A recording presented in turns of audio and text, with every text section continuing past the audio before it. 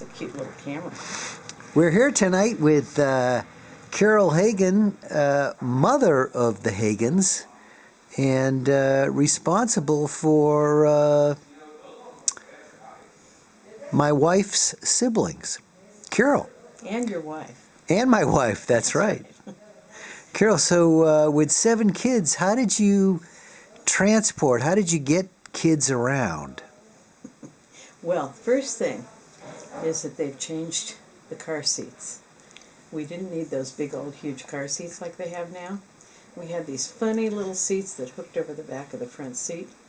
So we could put the oldest baby in that, and that would be in the front seat between Bob and I'd carry the youngest baby, and the other 5 would be in the back seat with the dog. And that worked out pretty well. The only trouble was getting out of the house. And you had a back seat that was big enough for? Well, no, we didn't have seat belts either. So they just crowded together because they were pretty skinny. And finally Bob took the Rat, which was our car. He took the back tire thing out and put it on the roof. He welded a thing up there. And then some of the kids could ride backwards on a seat that he put in the back. Some of them got car sick that way. It wasn't the best. But anyway, and the dog could go back there because she was pretty good size. What kind of car was the Rat? It was a Hillman estate wagon. So it was like a station wagon that was foreign. And it was kind of ratty.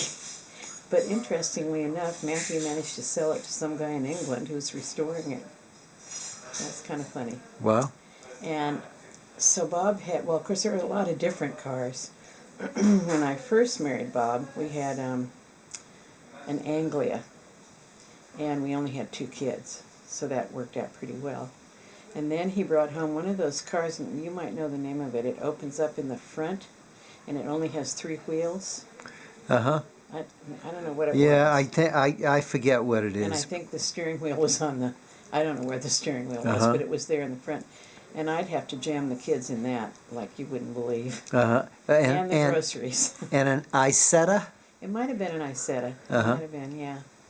And we also had Hillman or Sunbeam Rapier sedan. And the seat wasn't hooked down. So one time I took Lori and Terry and the baby Darcy, who I had in a little baby car bed in the back, down to Walnut Creek, and there was a big store on the corner of North Main and Ignacio. I think it might have been Gemco or Whitefront or something. I was going there to buy foods, and I put the brakes on at the stoplight, and I fell into the back seat because the seat wasn't hooked down. So our cars were always kind of sketchy, and they were pretty funny. We didn't get many tickets in them, though, because they didn't go that fast. They didn't go that fast. One of them did. One of them, the Morris Minor, with a supercharger on it. And that was great. I could really go fast on that, but I had to work the what were those? The windshield wipers by hand. So while driving in the rain, you had to drive this way. It was kind of confusing. Anyway, that was the cars were really pretty funny.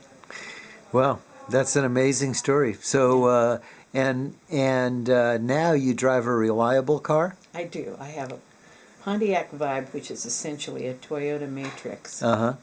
And I bought it from some guy used. It was 2 years old when I bought it. And now it's 9 years old. Yeah. And it's going great. Cool. Yeah.